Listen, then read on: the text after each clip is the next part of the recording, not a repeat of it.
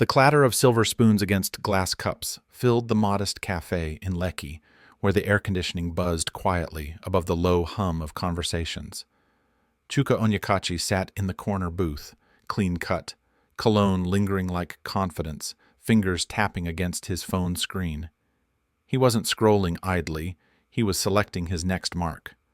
On one device, his personal life buzzed, messages from local girls he partied with on weekends, club invites, and banter. On the second, a carefully managed Android reserved for business. And in Chuka's world, business meant pretending to be someone else.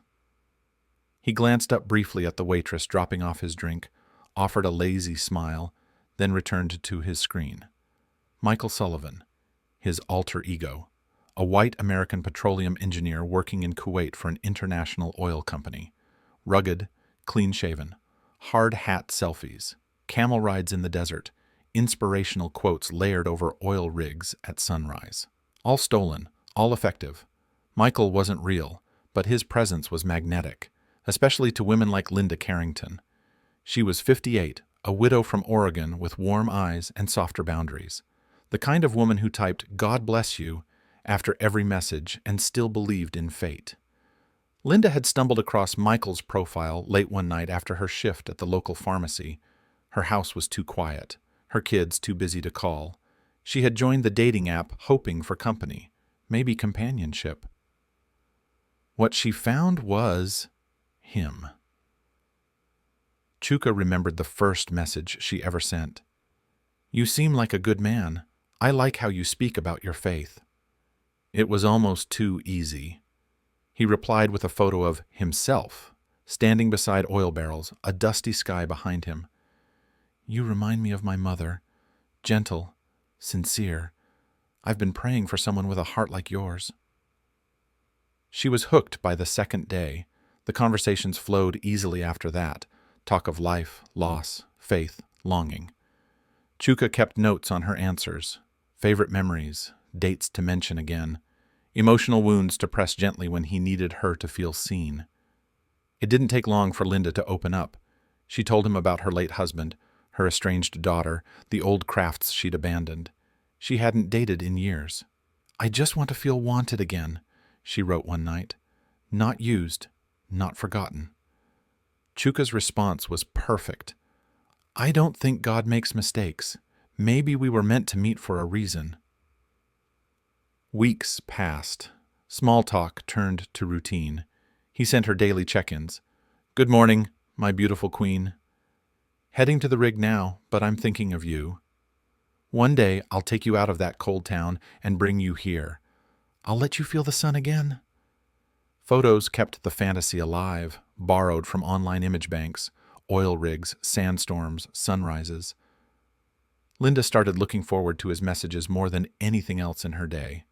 And Chuka, despite the growing list of women he rotated through, found himself replying to Linda more often than usual. Her words weren't flirtatious. They were sincere, hopeful.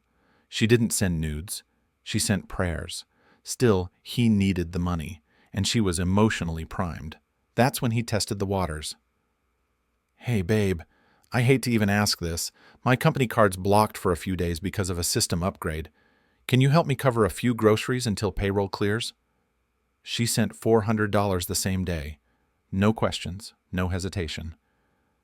Chuka leaned back in his seat that evening, phone in one hand, whiskey in the other, staring at the proof of deposit. Outside, Lagos moved fast. Bright lights, young women, fast cars. His world depended on women like Linda believing in men like Michael. And for now, she did. Linda's messages began to fill Chuka's inbox like clockwork. Soft greetings, updates on the weather in Oregon, memories of her husband she felt safe enough to share. There was something different about her from the others. She wasn't demanding. She didn't flirt aggressively or beg for attention.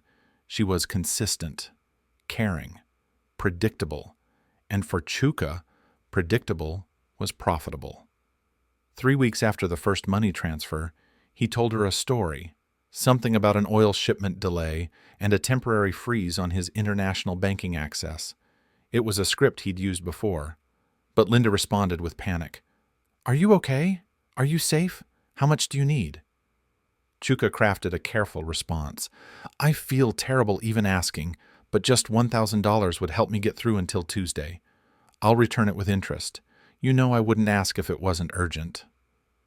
That night, she emptied her savings. In Lagos, Chuka was the center of attention. He walked into lounges like he belonged there, threw Naira like confetti, bought drinks for strangers. His shoes were new, his phone was newer. Young women slid into his DMs asking where he got his jacket, who lined up his fade, when he'd be back in the club. No one asked what he did. He looked the part. That was enough. Still, in quiet moments, Linda's voice messages echoed in his ears. "Michael, I know I'm not the kind of woman you're used to, but I believe God brought you into my life for a reason. It's been a long time since anyone called me beautiful and meant it." He'd play those messages alone in bed, his eyes open to the ceiling fan above him. They didn't spark guilt, not yet, but they lingered longer than he liked. By the end of the second month, Linda had sent a total of $14,500. Then her messages shifted tone. "I'm 2 months behind on my mortgage, but I'm trusting God that things will turn around. I borrowed a little from my friend Cheryl, but I told her you're coming home soon and we'll pay her back. Michael, please tell me I'm not being foolish. Please tell me I matter to you." Chuka stared at the last message for a long time. He sat alone that night in his apartment, no music, no drinks, just silence. He picked up his phone and began typing a response. He paused, deleted it, typed again. Instead, he sent her a single line, "You mean more than you know." It was enough to hold her. Linda's next deposit was $5,000, then $3,000. Then finally, $10,000 she confessed to borrowing against her car title and credit. "Michael, this is the last I can do for now. I'm so deep in this. I just need to know you're coming soon. I can't take another winter here alone." Chuka didn't respond right away. He stared at the payment notification, the balance climbing in his digital wallet. For the first time, his hands didn't feel steady. In his reflection, he didn't see a player or a hustler. He saw a man who had drained someone's hope dry. And for the first time, he felt it. Not triumph, not pride, something else. Guilt. The message came at dawn. "Michael, I couldn't sleep again. The bills are choking me. My power got shut off this morning. I didn't want to tell you, but I'm scared. I've never been this deep in debt. I just need you to say it's all going to be worth it." Chuka sat in bed, the glow from his phone illuminating the lines in his face that no longer felt young. The AC hummed softly, paid for by Linda's most recent deposit. His sneakers from the weekend still sat at the foot of his bed, barely scuffed. He'd taken 2 girls out to dinner the night before, laughed, drank, smiled, but now that life felt far away. He scrolled back through her photos, one of her in a church pew, eyes closed in prayer, another of her holding her late husband's wedding ring, one of her standing in front of her modest home in Oregon. The autumn trees behind her were fading, her smile faint. Linda had never asked for proof, never demanded a video call. She believed completely, and now she was drowning. For hours, Chuka sat in silence. He canceled his lunch plans, ignored texts from women asking when he'd be free. He opened WhatsApp and stared at their chat. He scrolled back to the very first message. "You have the kindest smile I've ever seen." Then he began to type. "Linda, this is going to be the hardest thing you'll ever read, but I owe you the truth." He told her everything, that he wasn't Michael, that his name was Chuka, that he lived in Nigeria, that the photos were fake, that there was no oil rig, no contract, no flights back to the States, that he was sorry. "I never meant to take it this far," he wrote. "You were different. You reminded me of my mother. You didn't deserve this." He watched as the gray check marks turned blue. She was reading. Then came the typing indicator. Then it disappeared. No reply. 2 days passed. Chuka messaged her again. "Please just tell me you're okay." Nothing. He tried calling, Blocked. He emailed, undeliverable. Her Facebook profile was gone, vanished, as if she had never existed. Something in Chuka unraveled. He didn't leave the house for 3 days. Every time he looked in the mirror, he saw someone unfamiliar, someone monstrous. Then, on the 4th day, he received a call from a number he didn't recognize. A woman's voice, sharp and cold. "Is this Michael Sullivan?" Chuka didn't speak. "I don't know what sick game you played with my friend, but she's gone. Do you understand me? She's gone. Click." The news came in fragments from Linda's friend Cheryl, through internet searches, and whispers on Facebook from old mutuals before they all blocked him. Linda had driven to a nearby lake the morning after receiving his confession. Her car was found first, then her coat, then nothing. No one called it what it was, but everyone knew. The grief, the debt, the shame. They swallowed her whole. Chuka stared at the phone in his hand long after the screen dimmed. The cafe, the clubs, the designer shirts, the late-night compliments from girls in his DMs, none of it felt like anything now. He closed his eyes and tried to remember the last time he felt clean. He couldn't. The mirror in Chuka's bedroom no longer felt like his. He avoided it in the mornings, washed his face in the dim bathroom light, shaved quickly, never looking himself in the eye. When he left the apartment, he wore sunglasses even in the shade. Guilt clung to him like humidity. It didn't scream. It whispered. It showed up in the quiet moments, the pauses between text replies, the seconds before a message was sent. Linda's name no longer appeared on his screen, but her absence rang louder than anyone he'd ever scammed. Sometimes he still played her voice messages. "I hope you had a good day, babe.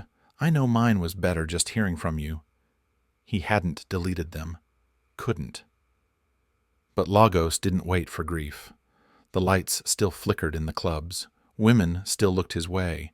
Friends still asked what app was hitting lately.